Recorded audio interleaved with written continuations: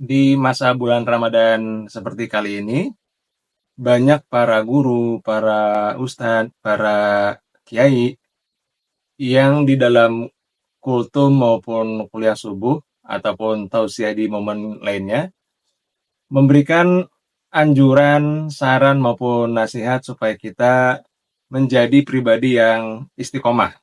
Yang artinya tidak hanya semangat itu terlihat di bulan Ramadan saja. Contoh, ketika bulan Ramadan ada banyak orang yang bisa menghatamkan sebanyak satu kali hatam ya, atau 30 juz dalam waktu 29 atau 30 hari, tergantung jumlah hari di bulan tersebut. Tetapi tidak jarang juga yang ketika sudah lepas masa Ramadan, jangankan ingin menghatamkan dalam kurun waktu 1 bulan untuk 30 juz. Membuka mushaf Al-Quran pun boleh dikatakan menjadi sesuatu hal yang cukup berat atau menantang. Terlepas dari apakah ada korelasi antara ilustrasi setan yang dibelenggu di bulan Ramadan ataupun tidak itu ya. Nah,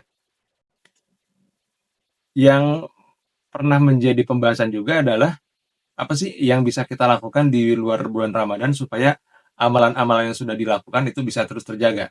Nah, saya pernah mendapatkan sebuah tips atau nasihat. Yang pertama itu di setiap apapun amalan ibadah yang kita jalankan di bulan Ramadan, kita penting untuk mengkaji atau mengetahui apa keutamaan di dalamnya. Agar apa? Agar kita pun memiliki dorongan yang kuat, memiliki motivasi yang tinggi untuk bisa menjalankannya, sekalipun itu sudah berada di luar bulan Ramadan. Nah, bicara mengenai hal tersebut, saya teringat dengan sebuah judul buku ya yang sempat populer beberapa tahun ke belakang, yaitu di Atomic Habits ya, yang ditulis oleh James Clear. Nah, di bagian sini terdapat sebuah tips ya, yang berasal dari pengalaman si penulis ini sendiri. Apa yang membuat sebuah keinginan kita untuk memiliki kebiasaan tertentu itu akhirnya gagal alias tidak berjalan. Nah, di buku ini dikisahkan si penulis punya keinginan untuk bisa melakukan push up secara rutin. Si penulis ini memaparkan bahwa dia mencanangkan atau menetapkan target kebiasaannya ini, yaitu dengan kalimat kurang lebih seperti ini, bahwa saya akan memulai kebiasaan push up ya ketika istirahat makan siang sebanyak 10 kali. Nah, awalnya ketika sampai dengan kalimat ini, saya melihat, wah ini cukup detail nih, ya, pada saat istirahat jam makan siang dan dilakukan sebanyak 10 kali, ya. Jumlahnya ada, aktivitasnya ketahuan, waktunya sudah ada. Nah, namun ternyata di sini disampaikan juga intinya adalah bahwa kok ada beberapa hal atau kalimat yang memang dirasa kurang jelas.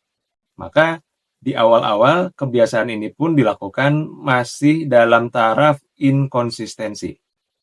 Mengapa hal itu bisa terjadi? Karena si penulis ini yang memang pengen punya kebiasaan push up sebanyak 10 kali di jam makan siang, ada sebuah turunan yang menurutnya kurang dibuat secara detail. Yaitu apa? Istirahat jam makan siang itu kan durasinya panjang. Ya kalau di kita kurang lebih selama 1 jam ya. Dari jam 12 sampai dengan jam 13.00. Nah, timbul kegampangan. Push up-nya itu dilakukan kapan? Apakah sebelum makan siang atau sesudah makan siang atau beberapa saat menjelang masuk lagi atau kembali beraktivitas karena memang jam istirahatnya sudah habis. Nah, akhirnya si penulis ini membuat sebuah pernyataan untuk menghilangkan atau mengurangi yang namanya sikap inkonsistensi tersebut. Dia menambahkan pernyataan begini. Jadi, saya akan melakukan push up sebanyak 10 kali setelah menutup laptop di waktu jam makan siang. Ya, semakin jelas dan semakin detail. Kapan dilakukannya? Yaitu setelah dia menutup laptop. Walaupun memang di sini tidak disebutkan persisnya jam berapa, ya. Karena boleh jadi ada peran pekerjaan tertentu yang memang agak sulit atau agak cukup menantang kalau memang dituliskan notasi bilangan jamnya, ya. Bisa jadi sebelum jam makan siang ada sebuah agenda yang begitu padat sehingga tidak presisi tepat katakanlah di jam 12.00, ya. Maka di sini disebutkan persis setelah dia menutup laptop dia akan melakukan push up sebanyak 10 kali. Nah, jangan-jangan tips ini pun bisa kita terapkan bagi diri kita sebagai kaum muslim dan muslimat selepas bulan Ramadan. Supaya apa? Supaya amalan yang boleh dikatakan kita niatkan ya di dalam bulan Ramadan itu frekuensi atau intensitasnya ditambah. Selepas dari Ramadan, walaupun itu intensitasnya mungkin tidak sebesar di bulan Ramadan, sekurang-kurangnya amalan tersebut atau kebiasaan tersebut tetap dilakukan atau tetap dijalankan. Maka kembali kepada tips yang terdapat pada buku Atomic Habits ini yang ditulis oleh James Clear. Ketika kita ingin menetapkan sebuah rancangan, sebuah kebiasaan tertentu, maka mudahkanlah untuk menyusun bentuk waktu, bentuk kegiatan, dan juga frekuensi atau intensitas yang akan kita lakukan.